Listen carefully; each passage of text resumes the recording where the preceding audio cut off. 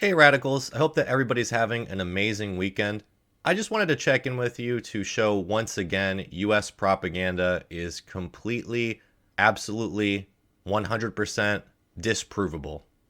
Now, we've seen a real collapse of establishment propaganda over the last month. We saw this with the New York Times and now the Washington Post having to admit that Hunter Biden's laptop was real. It was not Russian disinformation. We saw this with the FEC finding Hillary Clinton's campaign and the DNC, and this was in relation to the fact that Hillary Clinton's campaign paid for the Steele dossier to be made. In effect, this proves that Hillary Clinton's campaign was the one who first came up with the idea to dig up Russian dirt on Donald Trump. And in effect, that Hillary Clinton's campaign was the source of the Russiagate conspiracy theory. We also saw this with Joe Biden's recent trip to Poland, where he made numerous dangerous gaffes which completely undermined the message that he was trying to sell, and made the focus if the goal of the US government is regime change in Russia, which of course it is. I think everybody knows that, but the government actually had to try to deny that, which is just absurd. And in fact, in the press conference where Joe Biden tried to deny that, his note cards were exposed, which was just insane because it was supposed to be a moment of honesty. Yet here he is with these note cards trying to explain what the truth was. We also saw this with the revelation that Hunter Biden was connected to the biolabs in Ukraine. And most notably, and this is what I wanted to talk about today, we have seen that the sanctions against Russia have absolutely 100% failed. So first up to talk about this, I wanted to share this article with you. It says, Ruble becomes best performing currency in March, soars to 83 to the dollar. This is from Business Standard. The article says, the ruble has recouped most of its losses and become the top performing currency globally. It continues to gain and is up 60% against the US dollar from its lows in the first week of March. The ruble appreciated to 83 to the dollar intraday on Tuesday against a record low of 139 on March 7th. Thanks to the recent rally, the ruble is only about 10% lower than what it was before the Russian invasion of Ukraine on February 24th. Analysts say the post-invasion depreciation of the ruble is modest, considering the severity of the European and American sanctions on Russia. As part of the sanctions, the United States and European Union froze nearly half of the Russian central bank's $640 billion foreign exchange reserves held in the banks outside Russia. Russian companies and individuals have been debarred from doing transactions in dollars and euros, and nearly 400 Western firms have closed operations in Russia. A majority of the Russian banks have been cut off from the Society of Worldwide Interbank Financial Telecommunications, SWIFT, which executes financial transactions and payments among banks worldwide. These moves have cut Russia's financial and trade transactions with the West. Analysts, however, say the recovery of the ruble suggests the impact of the West's economic sanctions are much lower than anticipated initially. Quote, the sanctions and curbs had created insolvency risks for the Russian economy, leading to a big sell-off in the ruble. The economic stress has, however, lessened considerably as European countries continue to buy oil and gas from Russia, and major emerging markets, including China, continue to trade with Russia, said Dana J. Sinha, Managing Director and Chief Strategist, JM Finance Institutional Equity. Some experts say the rally in the Russian currency hints at a trend towards de-dollarization of global trade, especially in oil and gas. The biggest jump in the ruble occurred when the Russian president announced that unfriendly countries, the European Union, the US, Canada, Australia, New Zealand, Japan, South Korea, and Taiwan, would have to pay in rubles for Russian gas. Now, of course, folks, as we know, many countries have pushed back against this, saying that they're not going to be paying for gas in rubles. This is leading to gas rationing in Germany. And we've also seen similar pains in the United States from prices rising. We've seen gas prices going up. We've seen food prices going up. Of course, this is in large part because of the inflation that the US has been experiencing. This goes back prior to the invasion of Ukraine. However, the sanctions that NATO has posed on Russia have definitely worsened that. I mean, I think we saw that pretty much immediately. We saw gas prices spike. But I did want to share another article with you. This is from Financial Times via Reuters. The headline is, IMF warns Russia sanctions threaten to chip away at dollar dominance. The article says, quote, financial sanctions imposed on Russia threaten to gradually dilute the dominance of the US dollar and could result in a more fragmented international monetary system, Gita Gopinath, IMF's first deputy managing director told the Financial Times.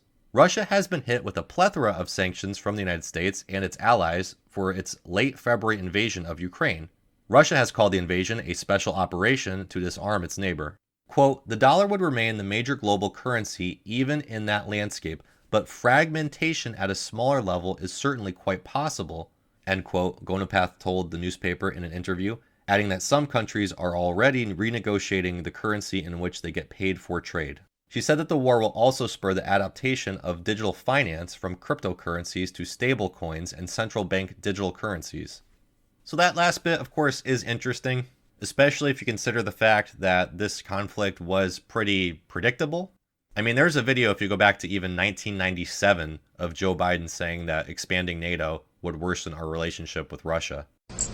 I think the one place where the greatest consternation would be caused in the short term for admission, having nothing to do with the merit and preparedness of the country to come in, would be to admit the Baltic states now in terms of NATO-Russian, U.S.-Russian relations. And if there was ever anything that was going to tip the balance, were it to be tipped in terms of a vigorous and hostile reaction, I don't mean military, in Russia, it would be that. But all of that aside, it's important here to note how profoundly wrong our predictions about these sanctions have been so far. Russia's economy is doing just fine. The ruble is doing just fine. It was the best performing currency in March. It's working class people in the West who are feeling the effects of the sanctions. It's those of us who can't afford to heat our homes, or fill our gas tanks, or shop for groceries. It's us who are being punished for the propaganda of NATO. It's not Russia. Russia is not feeling any pains from this. They're just going to trade with China and India and other countries. In fact, Turkey, which is a NATO member, says that it is not participating in the sanctions against Russia, which is a smart move because it knows that those sanctions will only hurt Turkish citizens. The fact of the matter is that the West caused these problems. In fact, one of the leading American political theorists, John Mearsheimer, has been really outspoken about this, saying that it is NATO expansion that has caused this conflict between Ukraine and Russia. It's not about Russia rebuilding an empire. It's about Russia not wanting a hostile military alliance on its doorstep. We have something similar in the US called the Monroe Doctrine. The United States has a policy that any country in North or South America is not allowed to join a hostile military alliance against the United States. Russia has had to swallow multiple former Soviet republics joining NATO already. And in 2008, it said, no, we are not allowing Georgia or Ukraine to join NATO. And again, just go back to Joe Biden in 1997 saying that, of course, this was only going to raise tensions with Russia. So again, it only stands to question, why have we been pushing for NATO expansion? And furthermore, why are we pushing these sanctions? It is not hurting Russia. It is hurting American citizens, Canadian citizens, British citizens, Australian citizens, and European citizens. And particularly the working class of those countries. So again, folks, it just goes to show you our propaganda is completely ridiculous. I know that everybody in the media is pushing it, and I know that anybody who shows any kind of skepticism is demonized as being a Putinist. But it's just a demonstrable fact. You can show this with hard evidence that NATO expansionism and NATO sanctions make no sense and do not work and only cause more problems. Now, folks, before I go, I just want to mention I recently did the first episode of my brand new show, Uncensored, on Rockfin.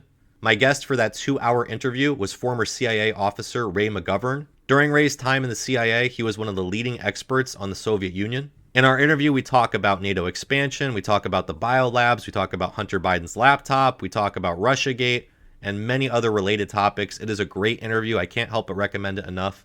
And moving forward, every single week, I'm going to be uploading a new episode of Uncensored on Rockfin. This is a Rockfin exclusive show. So if you want to catch that, please go over to rockfin.com. That's ROKFIN.com. Sign up, become a member, and not only will you get access to Primo Radical Uncensored, but you're going to get access to Jimmy Dore, Vanessa Beeley, Jackson Hinkle, Lee Camp, Max Blumenthal, Ben Norton, Katie Halper. There's so many folks who are on Rockfin right now. It is the place where independent journalists and content creators are escaping YouTube censorship. It's only going to get bigger in the years to come. So please do sign up now. Also remember to follow me across social media on Telegram, Sign up for my newsletter at primoradical.com. And as always, you can help support the show and submit questions directly to all of my guests via Patreon. That's patreon.com/primoradical. Thanks again, folks, and until next time, stay radical.